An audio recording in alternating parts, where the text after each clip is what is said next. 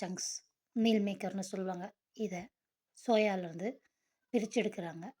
Vegan diet, vegetarian diet இருக்கிறவங்களுக்கு இது ஒரு நல்ல ஃபுட்டு. சோயா சங்க்ஸ்லேருந்து இன்றைக்கி ஒரு கிரேவி பார்க்கலாம்.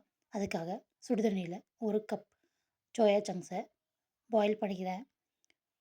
நல்லா பாயில் ஆகிடுச்சு. இப்போ பாயில் பண்ண சோயா சங்க்ஸை வடித்து எடுத்து தனியாக வச்சுக்கிறேன்.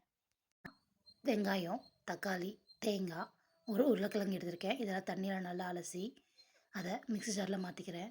இது கூட 1 ஸ்பூன் சோம்பு, ஒரு பட்டை, 3 லவங்கம், பூ போட்டுக்கிறேன். கிரேவி செய்கிறதுக்காக ஒரு வெங்காயத்தை குட்டி குட்டியாக சாப் பண்ணிக்கிறேன். தக்காளியையும் நீள நீளமாக கட் பண்ணி எடுத்து வச்சுக்கிறேன். நான் ஒரு உருளைக்கிழங்கு எடுத்திருக்கேன். அதையும் எனக்கு தேவையான சைஸில் கட் பண்ணி எடுத்து வச்சுருக்கேன். ஒரு கொத்து கருவேப்பிலையை உருவி எடுத்து வச்சுருக்கேன். இஞ்சி பூண்டு பேஸ்ட் எடுத்து வச்சு இப்போ அடுப்பு மேலே ஒரு கடாய் வச்சு கடாயில் தேவையான அளவுக்கு எண்ணெய் ஊற்றிக்கிறேன்.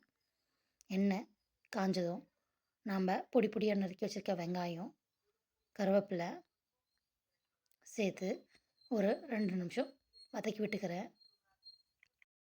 கிரேவிக்காக நான் ஒரு டீஸ்பூன் இஞ்சி பூண்டு பேஸ்ட்டு சேர்த்துக்கிறேன். சேர்த்து ஒரு 2 நிமிஷம் கழித்து வெட்டி வச்சுருக்க தக்காளியை சேர்த்து நல்லா கிளறி விடுறேன். இப்போ மஞ்சள் தூள் ஒரு 1/4 டீஸ்பூன் சேர்த்து, தனியாத்தூள் 2 டீஸ்பூன், காரத்துக்காக மிளகாத்தூள் 1 டீஸ்பூன் சேர்த்துட்டு நல்லா கலக்கி விட்டுக்கிறேன். இப்போ மசாலாலாம் நல்லா கலந்துருச்சு.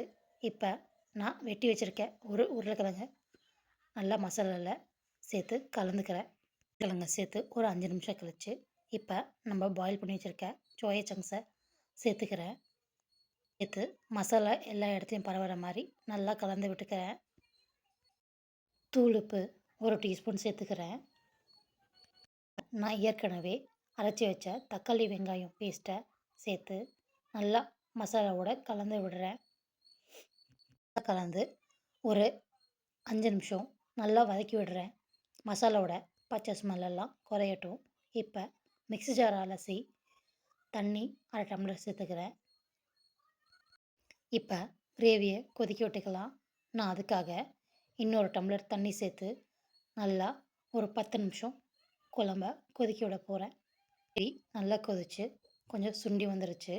இப்போ இந்த டைமில் கொத்தமல்லியை நான் கட் பண்ணி கிரேவியில் ஆட் பண்ணிக்கிறேன். ஒரு 5 நிமிஷம் போல் நல்லா கொதிக்க வச்சு சுண்ட வச்சுக்கிறேன். சோயா சங்க்ஸ் பொட்டேட்டோ போட்ட கிரேவி சாப்பிட ரெடி ஆயிடுச்சு. டின்னருக்காக சப்பாத்தி போட்டு எடுத்துக்கிறேன். பாருங்கள் சப்பாத்தி எவ்வளோ அழகாக பொங்கி வருதுன்ட்டு. டின்னர் ரெடி ஆயிடுச்சு. Chapati, soya chunks gravy. Thank you friends.